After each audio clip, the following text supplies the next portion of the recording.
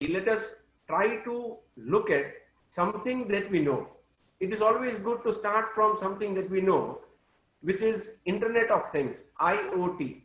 Most of us would have at least heard about the term IoT because this is something which is quite buzzing nowadays, right?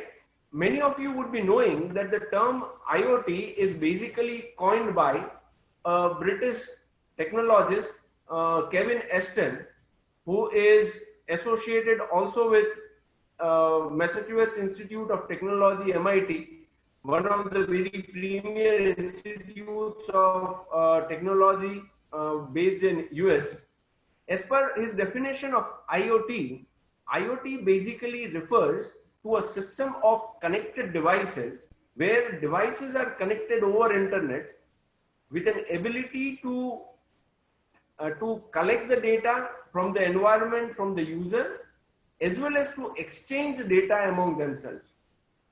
So, if we try to define what Internet of Things basically mean, then Internet of Things is basically a system of connected devices where the connection is over internet and the devices that are connected with one another basically has an ability to collect the data from the environment, from the user, and to exchange the data among themselves. Yes, and this system is designed to work in an autonomous way so that minimum human intervention is required. In the term Internet of Things, the word things primarily means a device which has some electronics associated with it, which gives it capability of sensing, computing, as well as communicating information or data.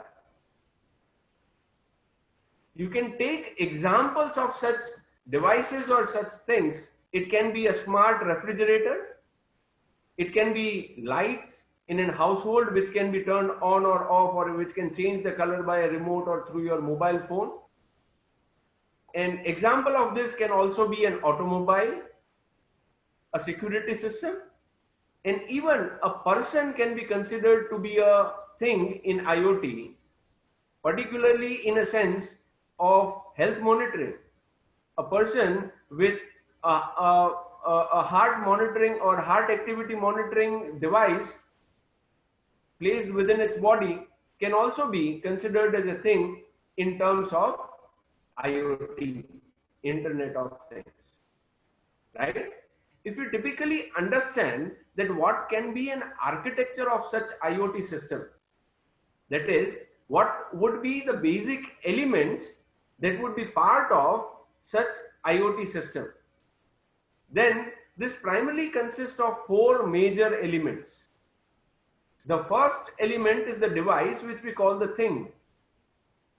This device would primarily consist or would be embedded with different types of sensors, different type of actuators, and some embedded system like a microprocessor, microcontroller, right? You people would be working with different types of robots. Robots would have some sensors which would help to, say, for example, sensing light, optical sensors, and there would also be some actuators. For example, you would have a motor which you would try to move, and all these devices are basically controlled by some intelligent device like a microcontroller. So I would have a basic thing which I want to be part of IoT. That thing or a device would consist of sensors, would consist of actuators, and would consist of some smart programmable device which would basically handle all these sensors, actuators, etc. The second component of the model is the communicating device, or what we would say communication facility or a network.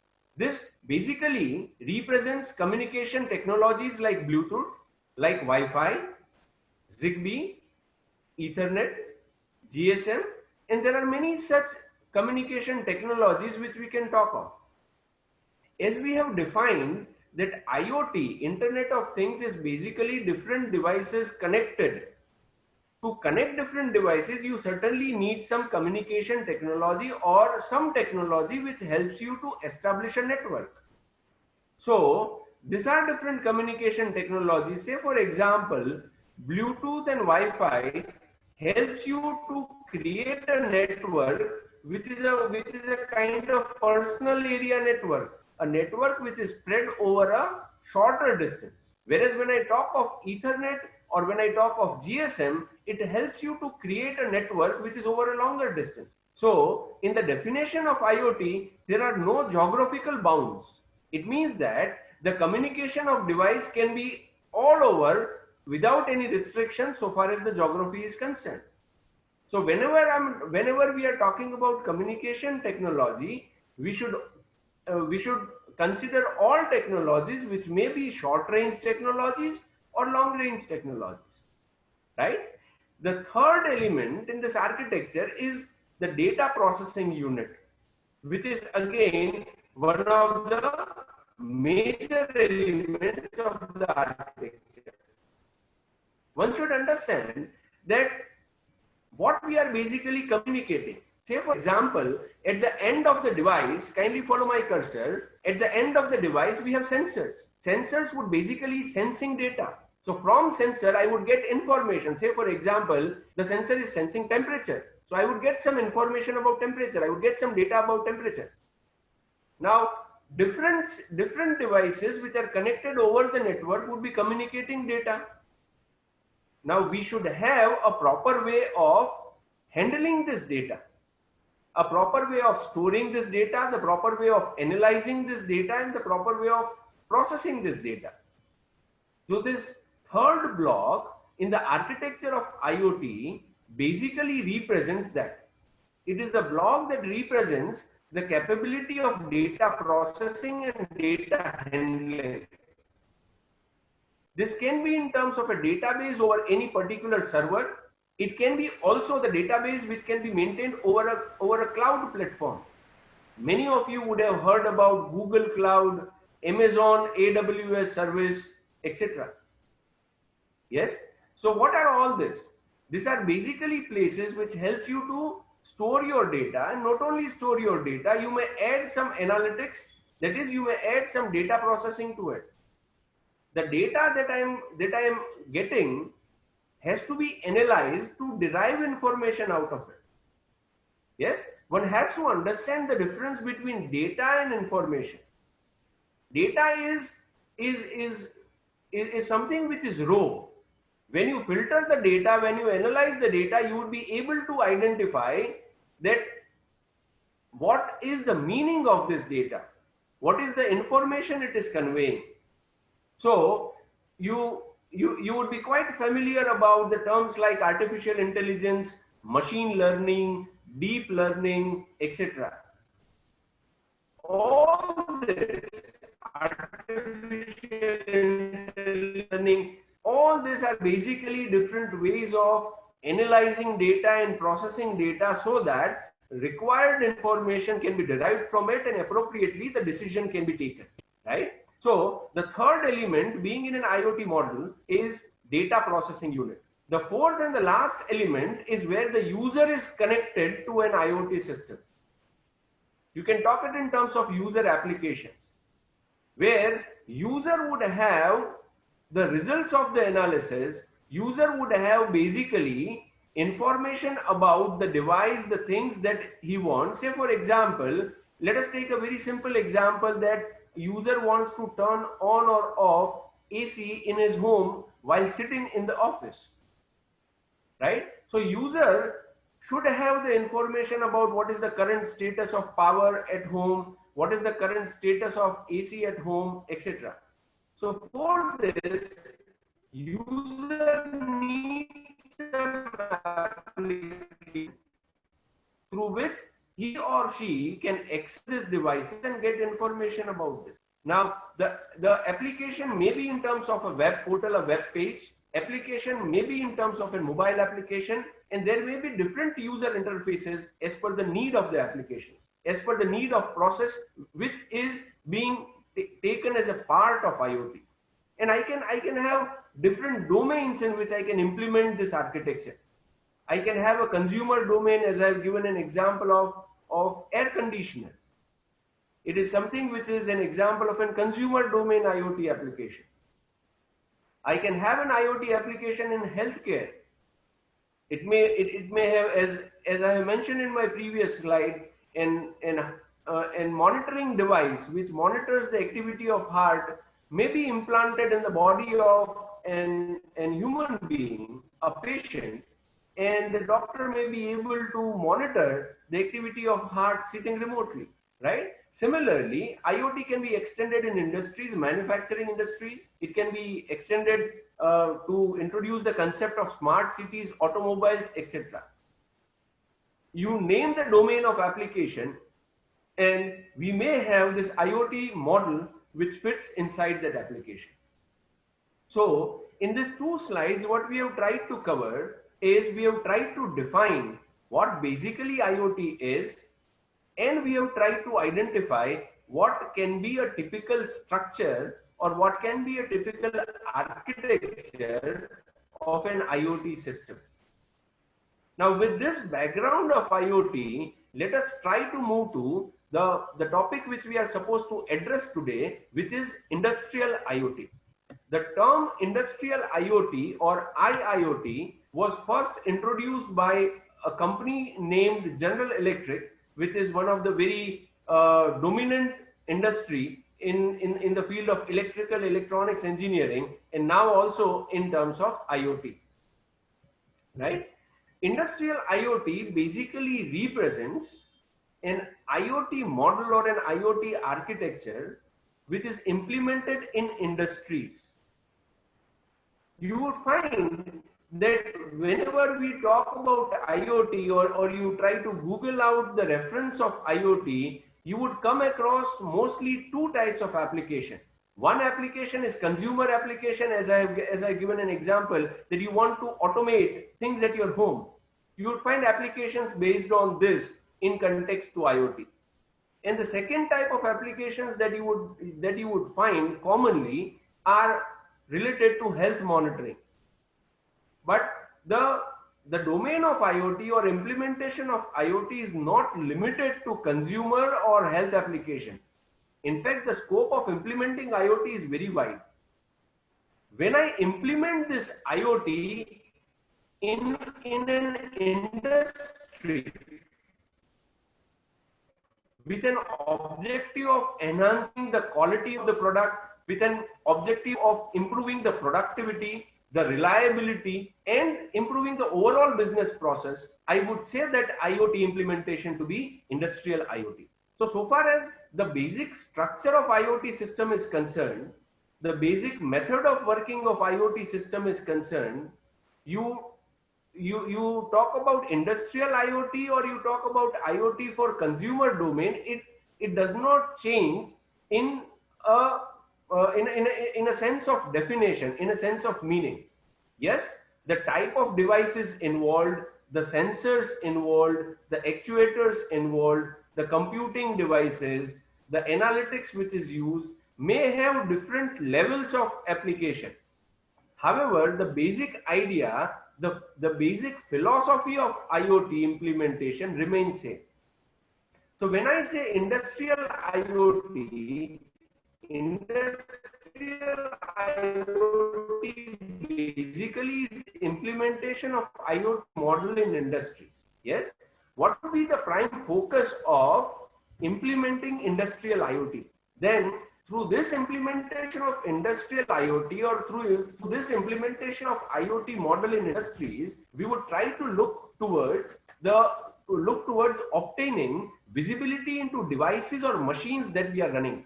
That is, we would continuously try to monitor now the health of the machine so that the machine remains in operation and the requirement of maintenance reduces.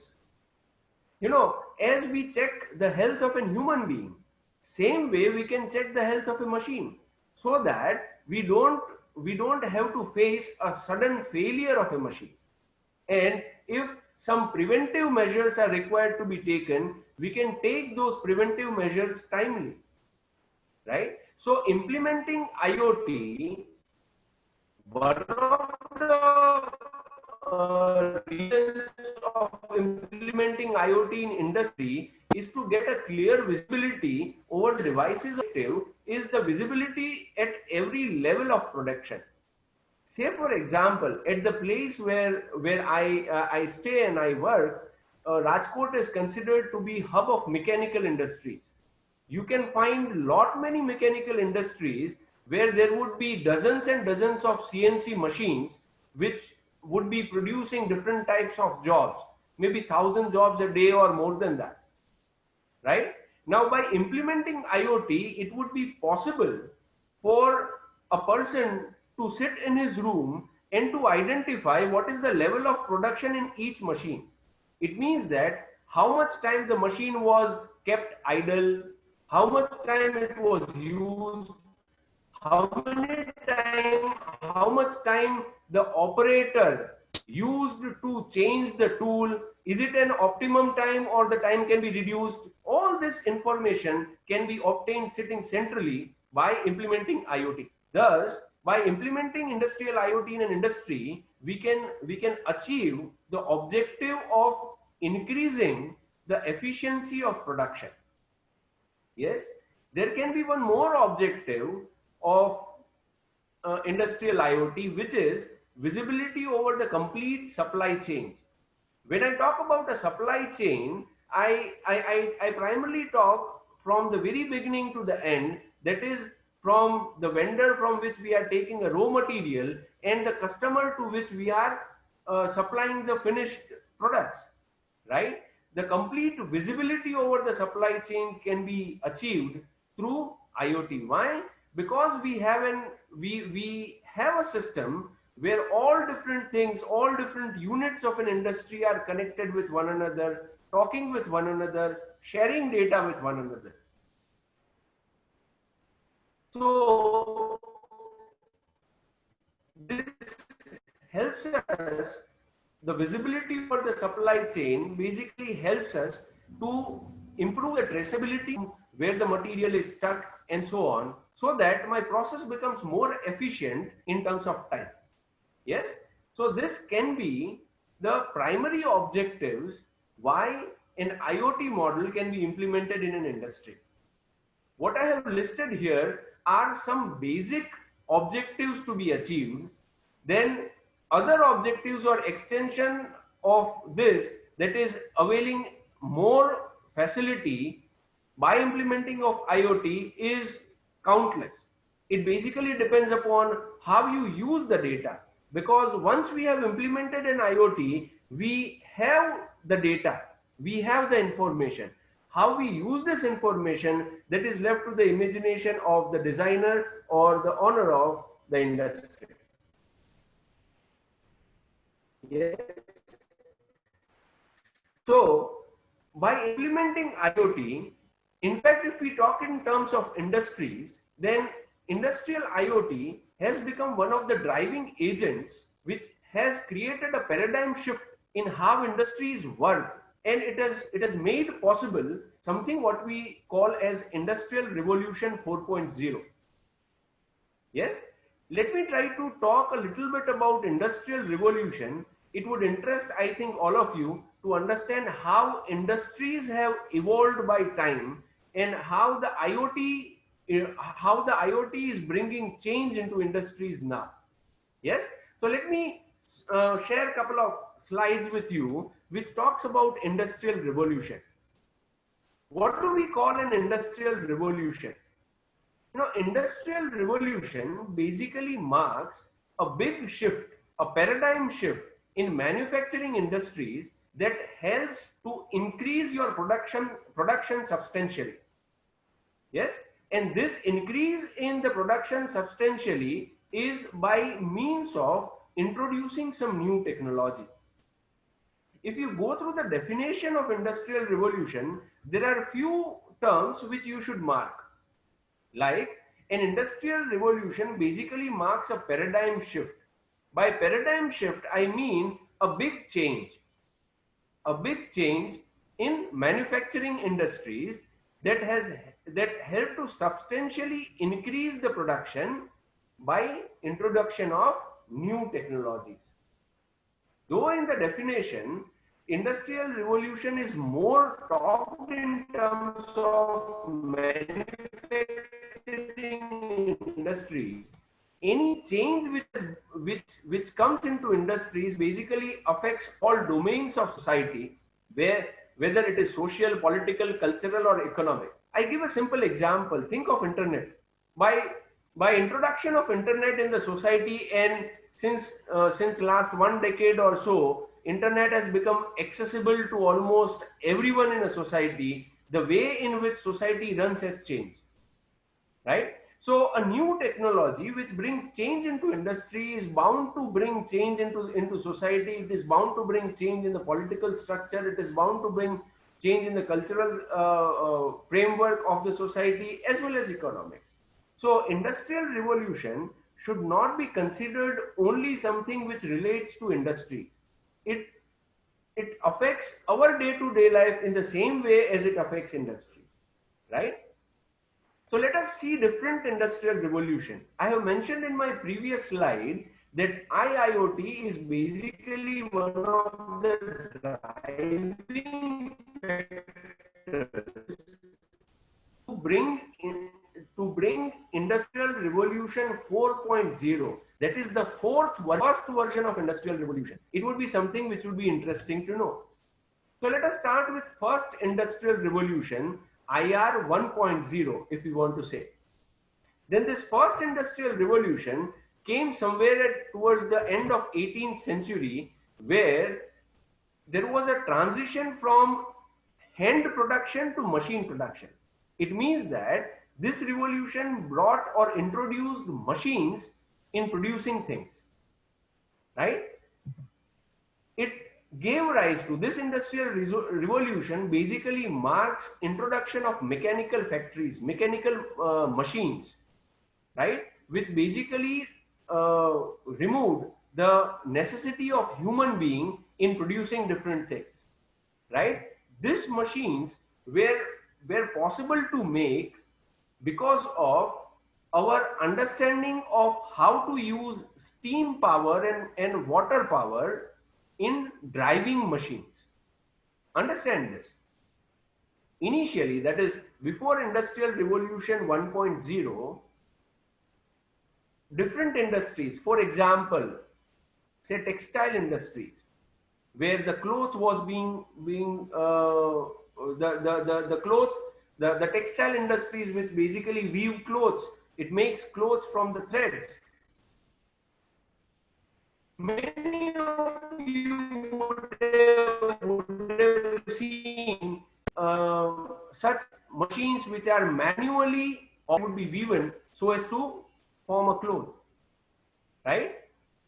Say for example, in such industry where human being was operating a machine, now that machine is operated using the steam power or water power, right? So that the need of human being involved in running the machine was removed and the machine was operated using the steam power, right?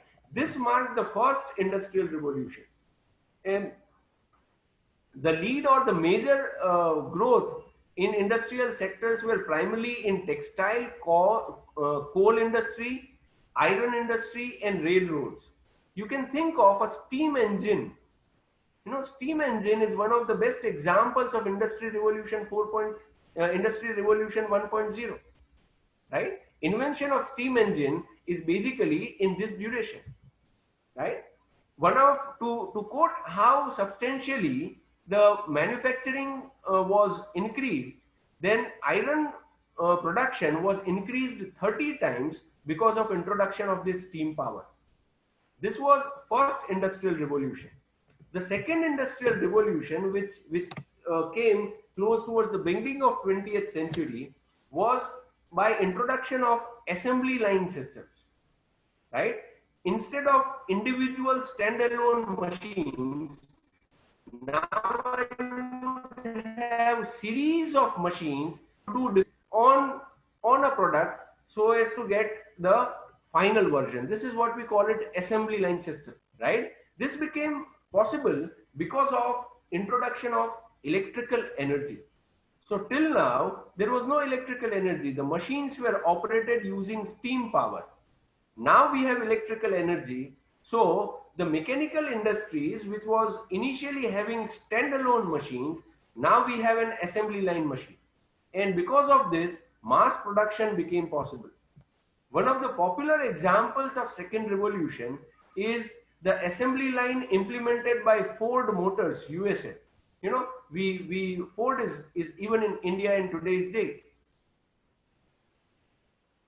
So Ford was one of the company which was first to introduce assembly line manufacturing, and by doing this, it was possible for them to increase their car production 8 times. So if they were manufacturing one car in a day, now they were able to make 8 cars in a day, right? This marks the second revolution.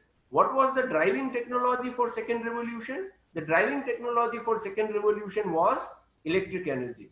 The third industrial revolution was primarily because of computers and digital technology, where now machines became automatic.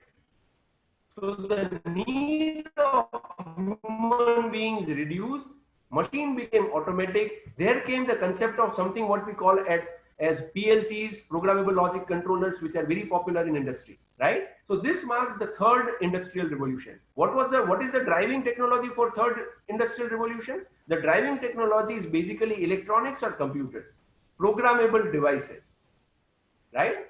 And now we are talking about the fourth industrial revolution. So let us try to summarize this three industrial revolution. The first industrial revolution that we talked of is basically a shift from man operated machines to machines which are operated by steam power, right? Industrial revolution 2.0, if we think of, then it basically led to mass production, and it became possible because machines which were operated by steam power is now operated by electrical energy. From second industrial revolution, we went to third industrial revolution, where the need of human beings was reduced, automation was introduced, and the driving technology behind this was the invention of programmable devices, PLCs, computers, etc. Today, what we are talking about is Industrial Revolution 4.0. Then let us ask ourselves a question: what is the major driving technology in recent times? Yes, if we ask ourselves this question and think a little bit, that what is the technology, current technology, which is bringing change in and around us, then most of us would be able to realize that the driving technology in today's date is the connectivity, the internet, networking, the communication facility which has grown. Yes, this is the driving technology which is responsible for bringing Industrial Revolution 4.0. Industrial Revolution 4.0 basically is a shift from machines. Now I have network of automatic machines. That is, I basically create a cyber physical system where my machines are not only automatic, but they are connected with one another. They have decentralized intelligence as well as centralized intelligence, right? Let us try to explore this little further. So Industrial Revolution 4.0 basically marks evolution of manufacturing processes to a cyber physical level from end-to-end value chain with industry Internet of Things and decentralization of intelligence, right? So Industry Revolution 4.0 has become possible because of the technology of industrial IoT, which basically helps you to connect different things together, get the data, and from the data we may have the required intelligence or analysis or information which would help to improve the way in which the manufacturing process or manufacturing industries work. So if I try to summarize this, if I try to summarize Industrial Revolution 4.0, then Industrial Revolution 4.0 is basically fusion of two things. It is basically fusion of two things. One is your Industry Revolution 3.0, that is the existing architecture of the current industry, which I call it as Operation Technology OT, which talks about factory automation, which talks about asset management, about supply chain. All this exists currently also. Now to this existing structure, what I add is ICT, Information and Communication Technology. That is, I add the feature of data communication. That is, I collect the data and communicate the data. I do processing on the data so that I get a good insight into operation technology, and I can also automate my business process. Yes. So fusion of these two, that is Industrial Revolution 3.0, that is existing architecture, operation technology, and in this operation technology, I add information and communication technology. This gives me Industry Revolution 4.0. Many a times people say that Industry Revolution 3.0 or whatever we have achieved in Industry Revolution 4.0 is going to become obsolete by introduction of Industrial Revolution 4.0. Actually, it is not the case. Industrial Revolution 4.0 is an add-on to Industrial Revolution 3.0. So the things which are part of Industrial Revolution 3.0 are going to stay, but with a modification, with an addition of ICT, we are going to have more insight and we are going to have more clear way of running manufacturing industry, right? So what are basically the advantages that one can get by fusion of these two? You know, by introduction of ICT, the operation technology would have advantages like predictive maintenance. Let me give you an example of predictive maintenance. Now we all are aware about maintenance. Any machine that we use has to be maintained. Say for example, we use air conditioner at our home, and we know that annually once or twice we would have to setting state. Now what about an air conditioner which gives you an hint that now I want this kind of maintenance? You know, currently what is the method of maintenance? The method of maintenance is that annually or biannually there would be some fixed month where we would call an service provider to clean up an AC. Now what about an AC which gives you a hint that now I need a service? This is what we call predictive maintenance. Predictive maintenance helps you to maintain or do maintenance of the machine before any serious damage happens, right? Similarly, remote monitoring. The advantage can be my operation technology. It means that my machine may be running in a factory, and I sitting in my office or at my home, I would be able to visualize what is happening in each machine. This is what we say remote monitoring, right? I would be able to get operational efficiency. I would get product customization, etc. Right? On the other hand, by introducing ICT over operation technology, on the business side, what advantages that I would get? I would be able to introduce new products quite quickly in the market. It means that time to market would reduce. My customer retention would increase. Think of this. You know, you are selling a product. Say for example, you are and Ford company is selling a car to a person. Now, how the car is being used is continuously monitored by the Ford company.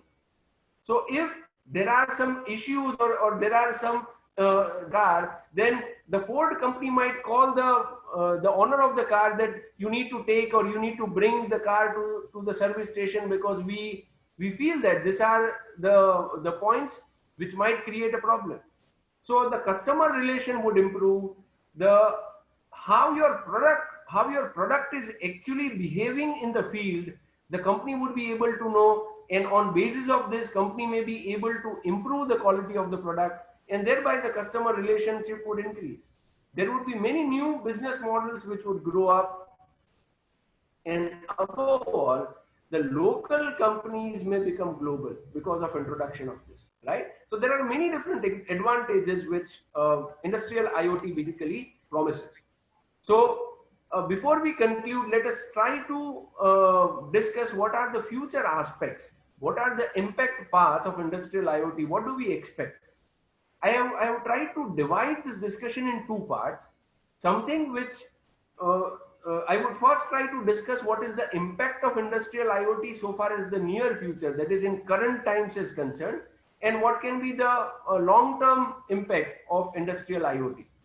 If I talk about the near-term impacts, then one of the obvious impacts can be it would be possible to improve the operational efficiency of an industry. It means that by introducing IoT, the owner of the company would have a good idea about how the asset of the company are being used, how the productivity can be increased, how the operational cost can be reduced. These are the immediate and short-term benefits which immediately a person gets by implementing IoT. Further, we nowadays also find that there are new products and services which are coming into the market because of implementation of IoT. Say for example, pay per use. Many of you might have heard about this. Right? Let me give you an example. There is a popular elevator company, which provides elevator in multi-story buildings. Now that company has started a business model which is called pay-per-use model, where the elevator which is installed in a multi-story building, the ownership of that elevator would stay with the company and not the builder, right? And the elevator company would charge the builder annually as per the use of the elevator. Understand this, right? This is a new model. It is something which is which we have not heard of. In many of the multi-story building, if you ask, the problems of elevator is quite frequent, and most of the maintenance people who are responsible for looking after maintenance, they are very much upset, or they are very much annoyed with the issues with elevator. So the elevator company has came up with a model pay per use. So the company would install an elevator in a multi-story building. The ownership of the elevator would remain with the company, and the company would annually charge the multi-story building owner as per the usage of the elevator. Now, how would it become possible? Now think of this. This becomes possible only if the usage data of the elevator is continuously being taken or continuously being observed or monitored by the elevator company. So this model is a new business model, pay per use, right? Where elevator company would also have a new way of working, and it would be able to attract more customers. And on the other hand, the customer would also be free from the tensions or the worries of maintenance or regular maintenance of an elevator. Similarly, I can have new products and new services like software-based services, data monetization, etc. This is also something which is interesting.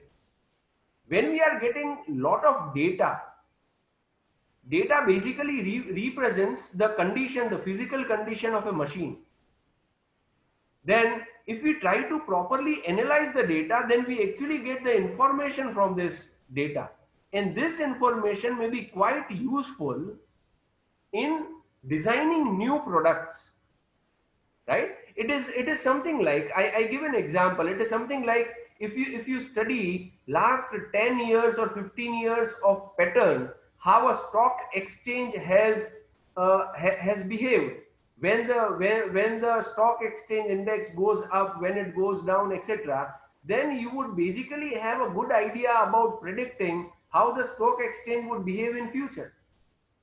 So On the basis of data of last 10 years, we may be able to make better decisions in future. So this data which is being collected over IoT can also be converted into revenue by deriving appropriate information out of this. Believe me, there are many business houses which basically works only for this. They basically collect data, analyze, and give inputs to the companies, and from for giving this input, they generate revenue. And company on the other hand would get benefited because of the information which is derived out of this data, right? So as I said in my earlier slides, that once you implement an IoT, how you use IoT is basically limited by the imagination of the person who is involved in using the system, right? So these are few near-term impacts of industrial IoT. Similarly, if we try to look at some long-term impacts, then we would go for outcome-based economy, right? Where there is new business model which is called pay per outcome. I would again like to discuss one more interesting example of pay per outcome. We are all aware about different types of water purifiers which we generally use at our home. Say for example, Aquaguard is one of the company which is popular in India so far as water purifiers are concerned. Right now, in water purifiers, the time when we would be required to change the filter, right? Because the outcome of the water purifier, that is, the quality depends upon the quality of the filter, the state of the filter. Now, there is a company in US which basically puts a sensor inside a water purifier, and that sensor would send the data to the company, not the owner of the house. It would send the data to the company about what is the quality of the filter and when the filter is required to change. So whenever the filter is required to change, the company would call the owner of the house that the filter in your water purifier needs to change because the quality of the outcome is degraded. Yes. So now you would have a different business model where you would be charging the customers on the basis of the quality of the outcome that you promised to give, right? Such other business models can be platform enabled marketplace. There can be a number of examples based on this. You can note this down and you can Google it out. You would find plenty of good business, innovative business ideas. And there can also be something what we call it as full economy, autonomous or full economy, where I would have an end-to-end automation. That is, there would be a continuous watch on a market segment, how the people are, what people are purchasing, what is the taste of what is the current taste of the people, right? So there would be a continuous sensing of the demand, and on basis of the continuous sensing of the demand, the type of the product would be manufactured, right? So these are different long-term impacts, and there is going to be a revolution in the way in which business runs because of introduction of IoT into industries. And as I said, so far as applications of IoT, sky is the limit. If you have a creative idea using IoT, you would create your own new business model and you would earn out of it, right? So as I said, sky is the limit for this. So with this introduction to IoT, brief about industrial IoT, we have also seen different industrial revolution which manufacturing industries have seen. And in context to this, we have seen how the concept of IoT is migrating us from Industry Revolution 3.0 to 4.0, and we have also seen what can be the future aspects, what we can expect to see in the society, to see in the market, to see in the industries because of IIoT. With this, I conclude this briefing on industrial IoT. I hope you would have understood and enjoyed. In fact, it is a very vast domain, plenty of things to talk on, but the time is limited. So I would stop here, and I would be glad to take questions from the audience. Yeah, thank you, sir. This has been a very informative presentation that you just did. And I think you're so right. One example that I could really think of, online demand sensing, or really trying to capture the demand real time is probably perfected by Google, where they actually give you ads based on what you're actually looking for and searching for and give you multiple options. So Correct. clearly, IoT is kind of playing a big role in our space, definitely, and it continues to grow. And it's not only B2B, it's now B2C also, touching consumers like ourselves in multiple ways. Correct.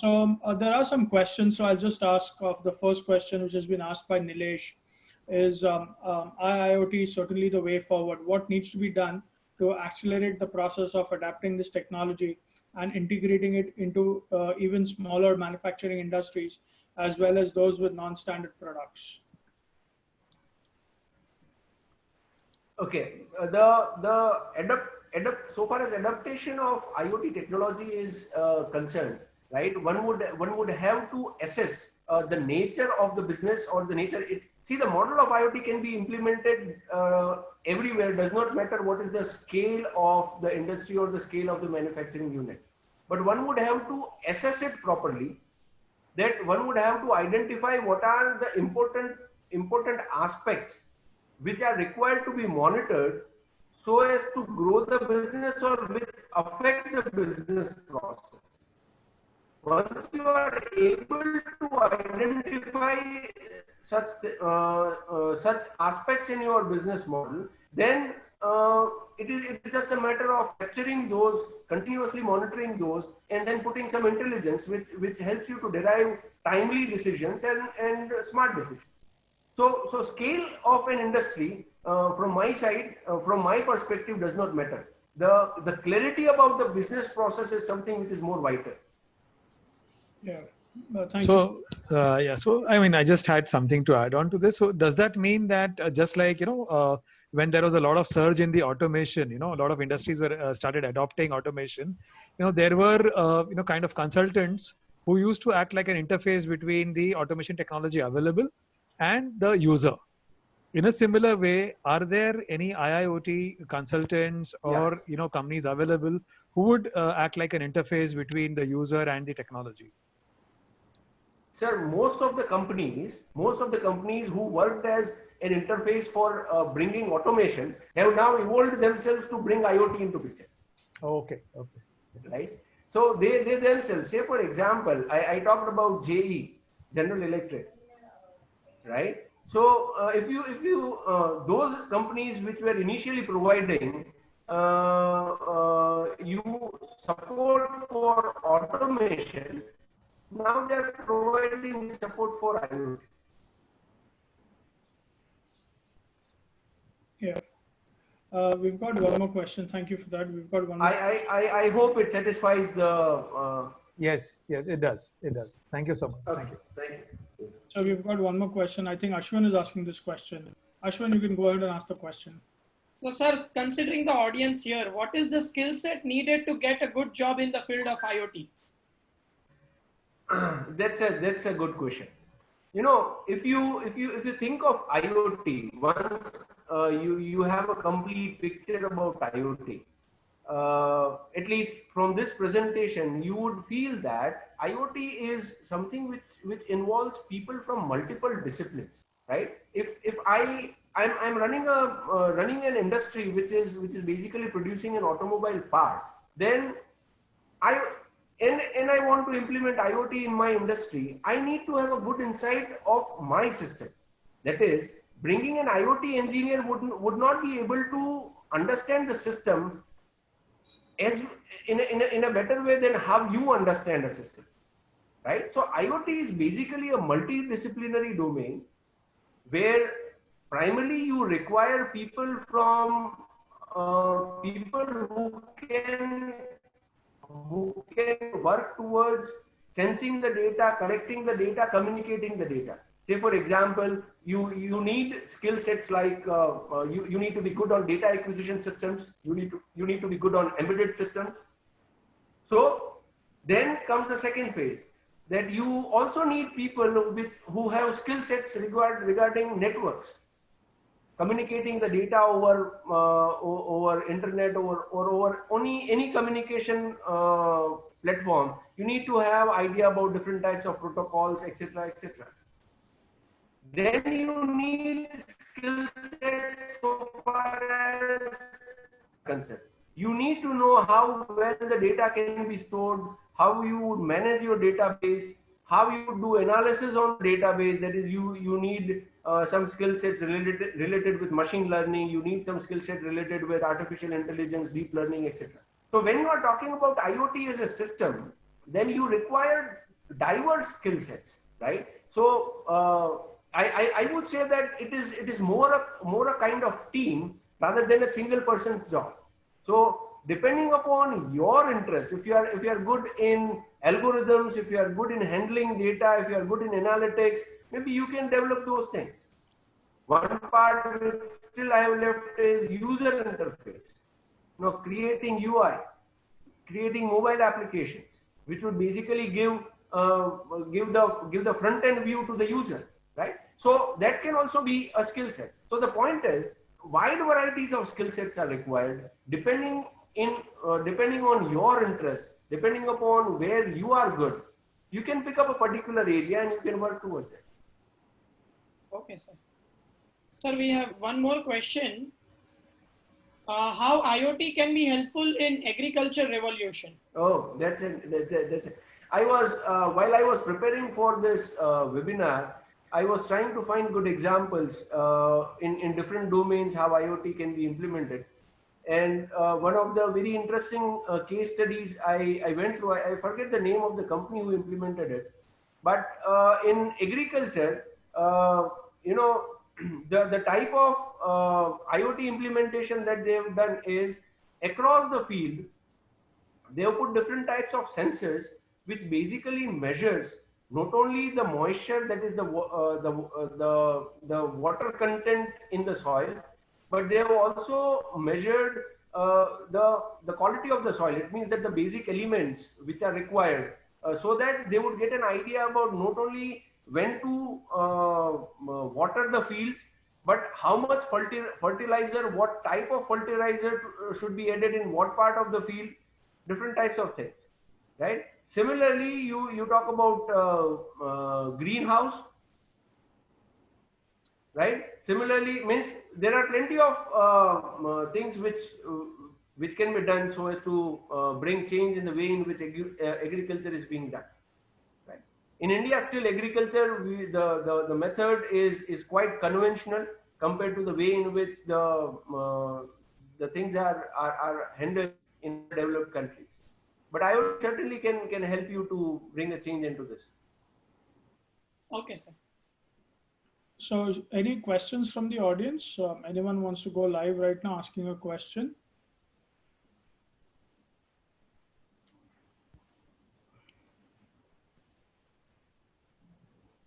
Okay. I think we are good here, sir. I think we are absolutely up on time also. So really, really appreciate your time and your session here, sir. It was very, very informative. I think being in this industry for 25 years, I at least took out a few more things that I could definitely add to any further presentations that I could make. A very good, you know, in terms of some of the ideas that you shared and some of the concepts that you shared. I think that's the way forward. Industrialized IoT is going to be the future. It is going to be an assimilation of artificial intelligence, machine learning, data analysis, deep learning, and all of that. And I think that's how young students, young minds will actually be able to kind of see the future and see how they kind of develop it as part of their learning process now, because they're going to kind of manage it on a daily basis. So thank you, sir, once more for your time. And really, really appreciate you coming on to FIRC platform and engaging us, all of us, so very well. Thank you, sir. Thank you. Thank you. It was my pleasure. Thank you. Thank you.